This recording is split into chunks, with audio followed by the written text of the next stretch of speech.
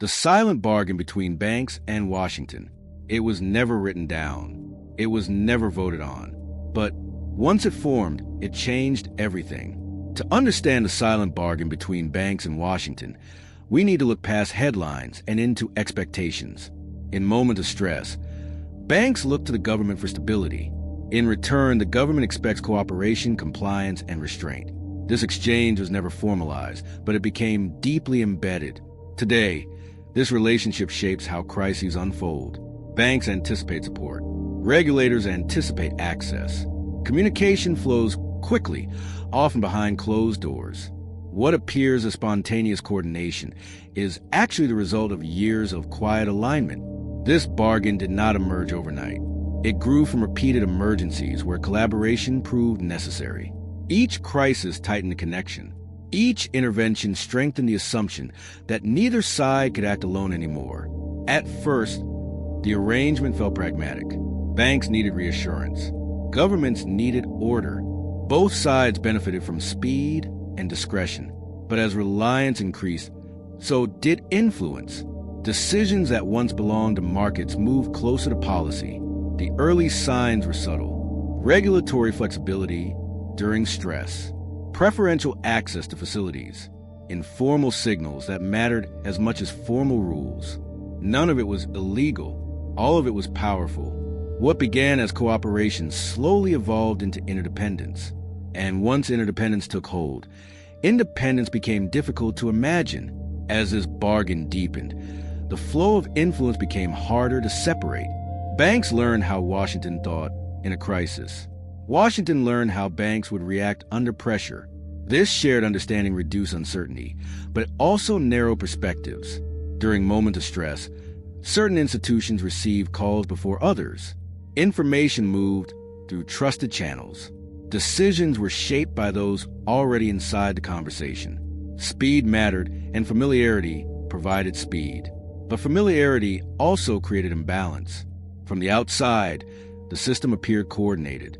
From the inside, it felt necessary. Regulators argued they needed cooperation to prevent chaos. Banks argued they needed clarity to function. Each side justified the arrangement as a safeguard, not a privilege. Yet the effects were cumulative. Large institutions gained influence simply by being essential. Their voices carried more weight because their failure carried more risk. Smaller banks watched from a distance, subject to the same rules but without the same access. Over time, expectations hardened. Banks assumed they would be consulted. Washington assumed compliance in return for support. The bargain became self-enforcing. Breaking it would create uncertainty neither side wanted to risk. This dynamic altered how crises were managed. Solutions were designed with systemic players in mind. Policies prioritized continuity over disruption. The system grew smoother, but also more concentrated. What started as crisis coordination slowly reshaped power itself. And once power shifted this way, reversing became far more difficult than forming it. The conflict surfaced when the silent bargain began shaping outcomes before any crisis occurred. Policies were written with future emergencies in mind. Regulations balanced discipline with flexibility. The assumption was clear. When pressure arrived, cooperation would override confrontation. This created a paradox. The closer banks in Washington became, the harder it was to draw firm lines. Oversight depended on relationships. Enforcement depended on access. Independence existed on paper, but coordination dominated in practice. Critics warned that this proximity weakened accountability. When the same institutions were both regulated and relied upon, consequences softened. Supporters countered that distance would invite disaster. In a fast-moving crisis, adversarial stances cost time the system could not afford. Inside the process, the trade-offs felt unavoidable. Regulators needed insight into complex balance sheets. Banks needed assurance that compliance would be met with support, not punishment, during stress. The bargain delivered speed, but at the cost of transparency. This tension intensified as institutions grew larger. Their importance magnified their influence. Their failure became unthinkable. Each merger, each expansion, tightened the bond. The system adjusted around the biggest players, reinforcing their central role. By now, The bargain was no longer silent because it was hidden. It was silent because it was assumed. Everyone inside the system understood it. Few outside were invited to question it. The conflict was no longer about whether the bargain existed. It was about whether a system built on quiet cooperation could still claim independence, and whether stability achieved this way could endure without public trust. The climax of the silent bargain was not a dramatic collapse or a public scandal. It was normalization. The relationship between banks and Washington became so embedded that it stopped drawing attention at all. Crisis responses grew smoother. Coordination became faster.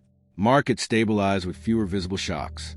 On the surface, the system appeared stronger than ever. But beneath that calm was a structure increasingly dependent on trust between a small circle of decision-makers. This dependency reshaped accountability. When outcomes relied on cooperation, confrontation became rare. Enforcement softened during stress. Flexibility replaced rigidity. The system survived, but at the cost of clear boundaries. For the public, the bargain remained invisible until something went wrong. When interventions appeared, they felt sudden. When protections activated, they felt selective. Trust depended not on understanding the system, but on believing it would hold.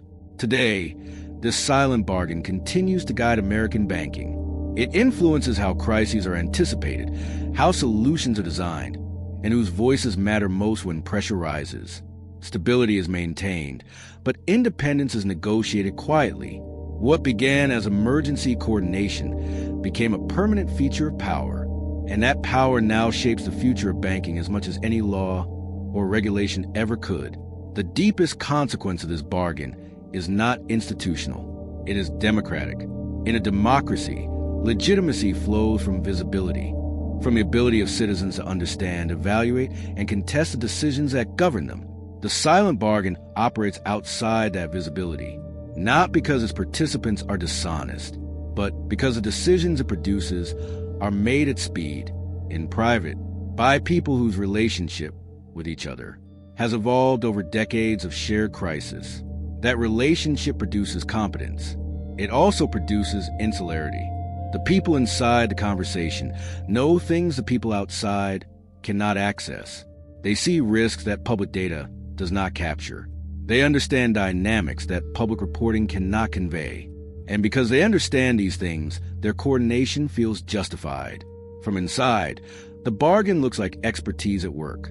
From outside, it looks like decisions being made for you, about you, without you.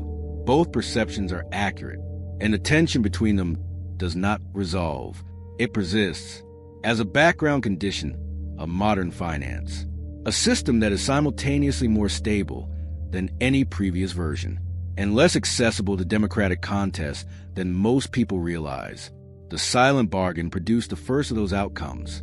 It also produced the second, and separating them, without dismantling the coordination that makes stability possible, remains the central unsolved problem of American banking governance today.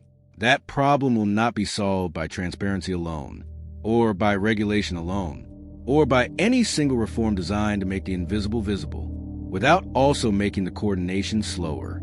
It requires accepting that some degree of private, rapid, relationship-based decision-making is a feature, not a flaw, of systems that must respond faster than public debate can move, and then asking honestly and repeatedly how much of that speed is genuinely necessary, and how much of it has simply become convenient for those already inside the room.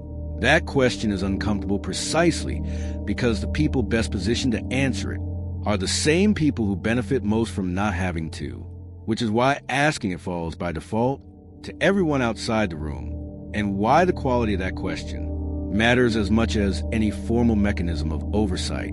The silent bargain endures, but so does the right to name it. And naming it clearly and without panic is where the next conversation begins, not with accusation, with clarity, because a bargain that cannot be named cannot be renegotiated, and a system that cannot be renegotiated is not stable. It is only, for now, undisturbed. The silent